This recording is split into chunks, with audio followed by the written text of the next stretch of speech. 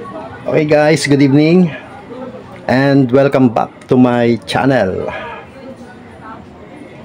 Ito na naman tayo magde-demo. So, hindi pa po ito tutorial. Demo lang po ito. Papasilip ko lang po sa inyo yung aking bagong gawa na oil regulator assembly with oil tank. Ito po siya. So, hindi pa po siya totally yari. Under experiment pa po siya. Naglagay muna ako ng bottle plastic bottle para makita natin yung sistema niya, kung paano, kung gumagana ba itong ating oil regulator assembly with oil tank. Ito kaya may ipit to dito kasi yung hose natin temporary pa lang. So ito po, temporary lang yan kasi inaantay ko pa yung yung in-order ko sa online, heat resistant na hose. Yan, ito po. So kung mapapansin nyo guys, wala po siyang nakausli na tube o kung ano mang hose dito sa ibabaw. Ando na po lahat sa ilalim. Ito po guys, oh. Ayan. Ayan na po yung ating bagong regulator. Ayan. So iniipit ko lang po ito kasi nayuyupi siya kapag binaluktot ko kasi hindi po siya rubberized eh. Kaya iniipit ko siya para yung tubig, kasi tubig ang ipapantesting ko muna dito para tuloy-tuloy yung daloy niya. So ayan po siya.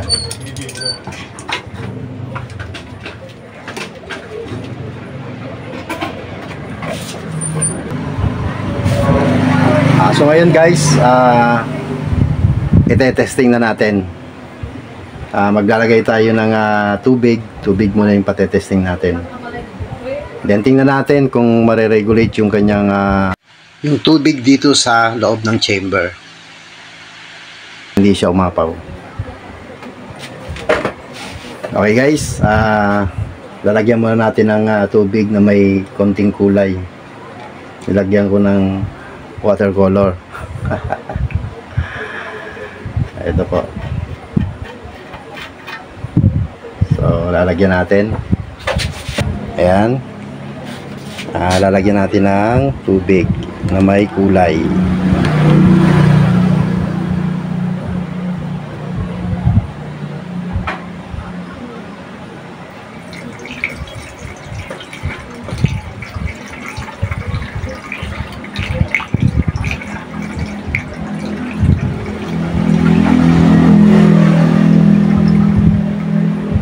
Ayan po. Then, sasarado natin. Ayan. So, ayan po. So, sarado po siya.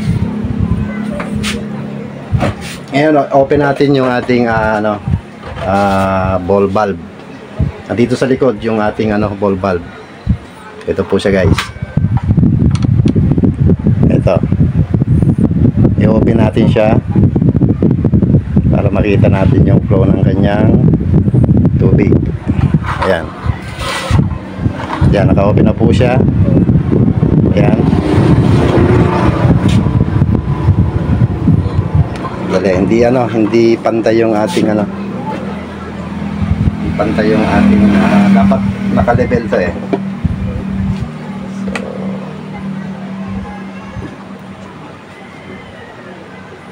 Yan. So ayan na po siya guys. Ayan na po. So ayan na. So tumigil na po siya.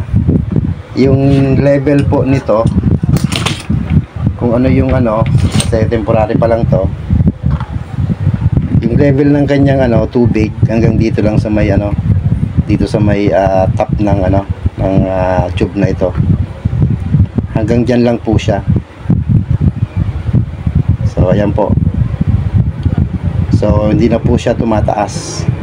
Yan po yung level ng, kung baga sa langis, yan yung level ng langis. So ito guys, ano lang to temporary lang to, tsaka ano to, plastic bottle to. So hindi ko muna nilagay dito kasi sabi ko nga under experiment pa, titingnan ko kung gumagana siya, kung okay nga ba itong ating bagong regulator. So fortunately naman gumana naman siya. So ito po yung kakabitan ko niyan. Ayan, titres lang siya, tapos dimedya yung kanyang nozzle. So ito, bubutasan ko po ito dito sa pinakababa para maipasok ko po itong ating 1/4 na tube. Ayan po. Kahit ganun rin yung butas, kung gusto nyo ganun kataas yung level ng langis, yung 1/4 nya, okay lang, pwede nyo ipasok dito. Kaya kung gusto nyo babaan ng konti, pwede rin. So ito po, nakadesign po ito dito sa 1/4, pero hindi naman siya totally eksakto Ayan, may konti pa siyang space dito, so hindi pa siya full. So yan po yung ating level ng langis. So yan po. Ngayon ang gagawin natin, pasisip-sipan natin, gamit tayo ng syringe. Tingnan natin kung mag-auto-fill siya. So ito po guys, tingnan nyo po ng mabuti. 100 tayo kasi wala tayong cameraman. Tumatagas yung kasi may butas dito, kasi inano ko lang, nilagyan ko lang ng pandikit, kaya lang hindi masyadong seal. Yan po yung problema niya. Bagay temporary lang to kasi plastic lang to for demo purposes lang yan. Kaya po siya guys, nag-autofill siya habang binabawasan ko po. Nag-autofill po siya. So hindi siya na ayan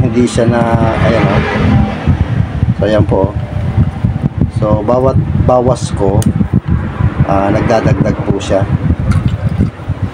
So ayan po.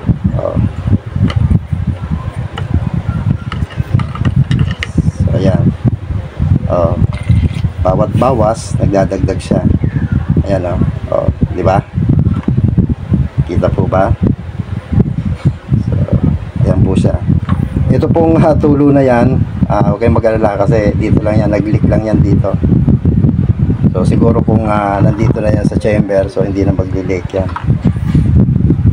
Ayan. Pinasilip ko lang po ito sa inyo. Itong bago nating design na regulator. So ayan. Ang tawag ko po dito, papangalanan ko po ito, pag minarket ko po ito, papangalanan ko po ito ng DES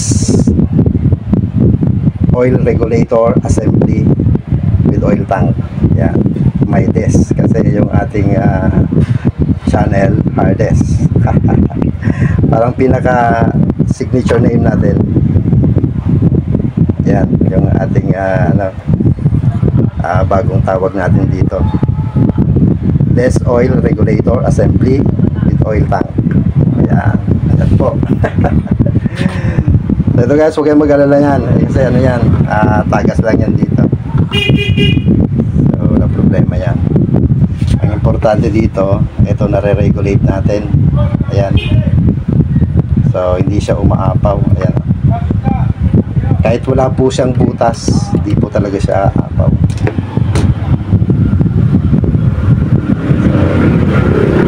Yan po guys yung ating bago ngayon na regulator. So pinasilip ko lang po sa inyo kasi hindi pa ito totally yari. Siguro pag yari na to, pati ito papakita ko na rin, tapos te-test, magpa-fire test tayo gamit ito kasi wala pang wala pang hose na permanent dito. So temporary lang po ito. Kasi ang kakabit ko po dito hose yung rubberized na heat resistant.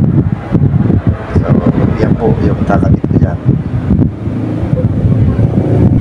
Guys, sana napanood nyo itong ating video about dito sa ating oil regulator assembly with oil tank. So para naman may bago tayong idea. So yan po guys, yan yung ating bagong discovery ngayon na oil regulator assembly with oil tank. So auto fill po siya. Kagandahan nito guys, kung halimbawa man lagyan natin ng basahan. So natin, sarado na natin, then itapon muna natin dito, yan isalin, kasi para hindi na hindi na bumaha dito. Ayan po.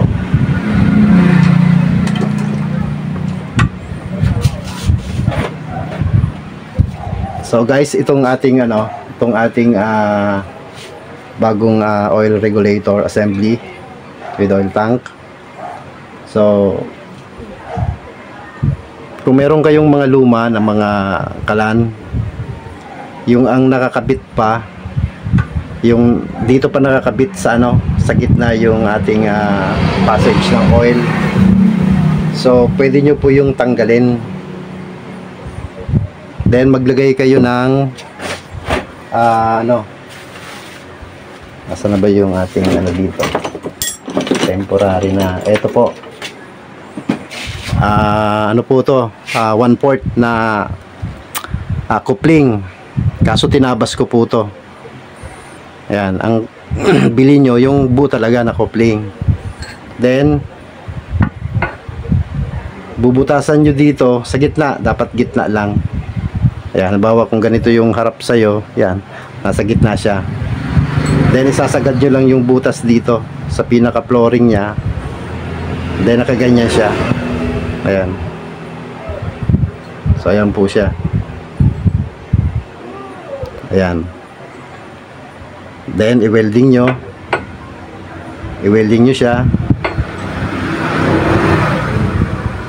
Dapat may butas na siya, then i-welding nyo siya. Dapat nakapantay siya, nakapantay yung welding mo.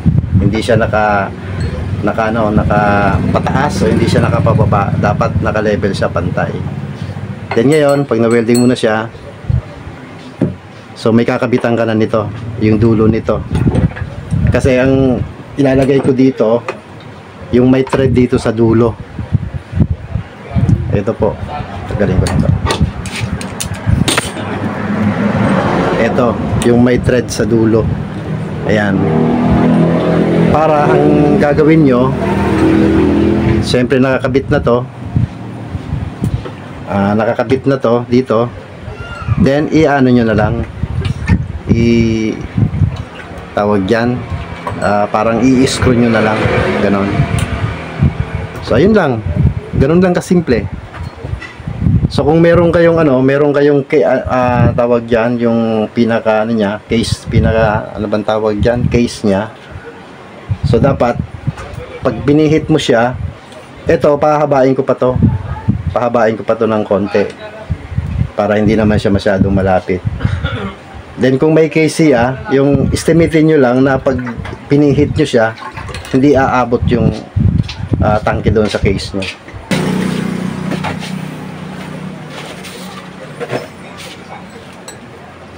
So ganun guys,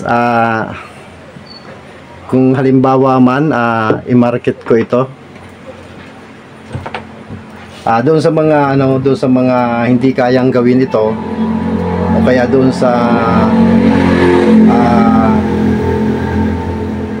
natatamad gumawa nito, pwedeng bumili kayo ng ganito, then isasaksak nyo na lang dito sa chamber nyo.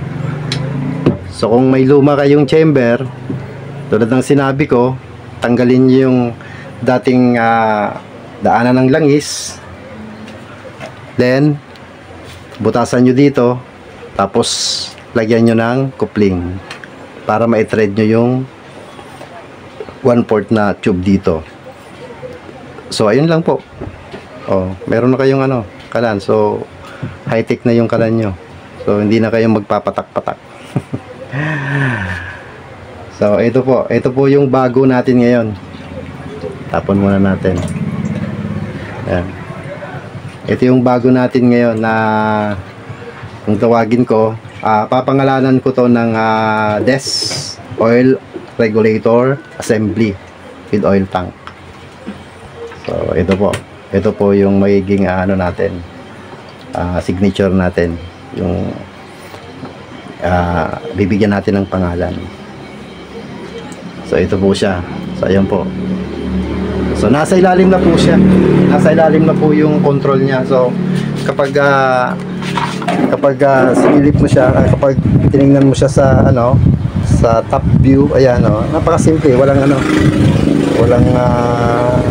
wala kang makikita na kung ano. So ayan. So wala na tayong hose o kaya tube na nakalitaw dito sa harapan. Sa ibabaw. Ando na lahat sa ilalim. So yan po guys. Yan yung ating bagong discovery ngayon.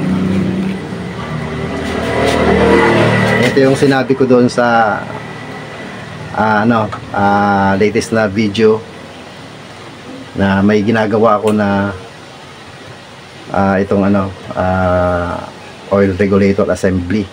So kung naka-assemble na siya, so madali na lang siyang ilagay kapag meron na kayong chamber. Then meron na kayo ditong coupling na nakalagay dito para na lang siya. Yan. Ilalagay na lang siya. Di ba po? Napakasimple lang po. Kita nyo, maglalagay lang kayo ng coupling dito. I-welding nyo. Then, ayun. Kung meron kayo nito, makapili kayo nito, i-screw nyo na lang. Ano bang tawag dyan? Ano nyo na lang.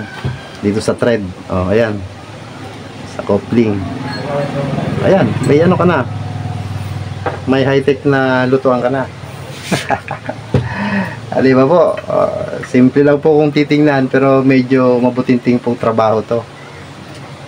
So kaya medyo mahirap din gawin, pero sulit naman kasi gumana siya. Akala ko nga hindi gagana eh. So fortunately okay naman, gumana siya. So dapat ang lagay nyo guys, dapat nakapantay siya. So pantay po siya.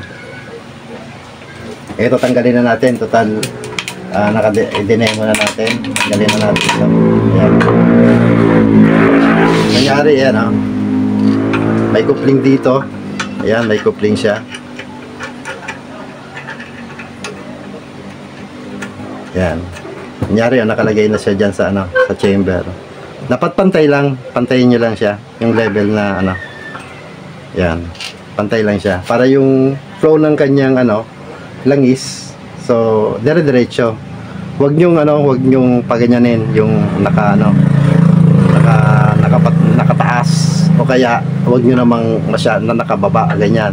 Ayan may konting pa, stuck pa ditong tubig. So nasa natin.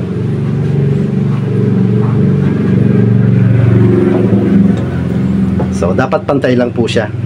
Ayan, pantay lang po siya. So ganyan. Kaya pagdating nung pyesa nito, pag nayari ko na to, then kakabit ko na to dito. Ito hahabaan ko pa to. Siguro mga ganyan siya, Ayan. Ayan, mga ganyan siya. So dudugtungan ko pa siya. Mga ilang siguro 2 inches. Mga 2 inches siguro. Mga 2 inches. Ko siya ng mga 2 inches. Mga ganyan.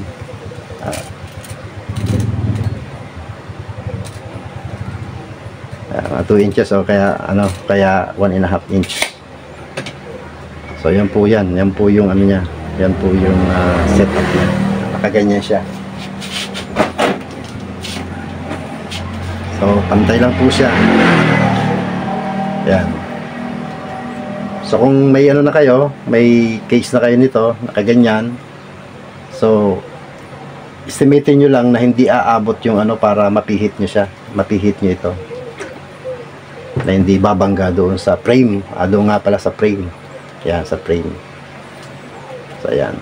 So may sukat po ito.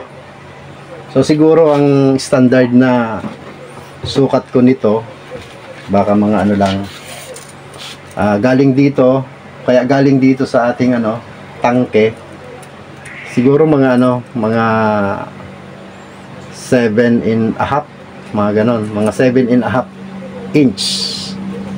Yan. O kaya 19 centimeter. Yan. Yan po yung magiging ano niya, magiging ano, pwede rin ano, kahit na 7 inches, siguro pwede na rin kahit 7 inches. 7 or 7.5. Yan. So yan siguro pwede na, mga ganyan ang ano, ganyan ang distance niya galing dito sa chamber. Ayan po. So bali ang magiging level niya halos ano na lang, hindi na siya lilitaw yung kanyang ano, tangke. Magiging level niya hindi na siya lilitaw kasi yung frame niya tataas naman ng konti, halos magle-level din dito sa tangke. So hindi na po ito hindi na po ito nakalitaw. Di tulad nung dinemo ko na nakataas pa yung kanyang tangke. Ito nasa ano na, level na siya. Nasa level na siya nung frame. Ayan. Ayan po guys. So sana napanood nyo tong ating ano, video para may idea na rin kayo. So tulad ng sinabi ko nga, yung walang kakayanan na gumawa nito, kung i-market ko man to, pwede kayong bumili ng ganito.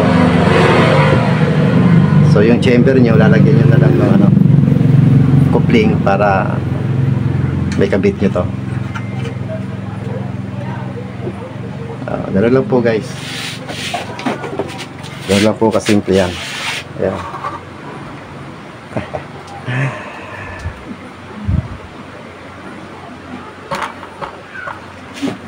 Okay guys, so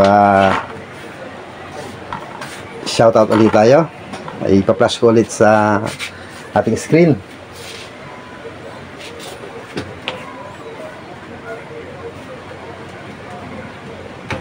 So ito po guys, ito po yung ating bago ngayon. So sana napanood nyo.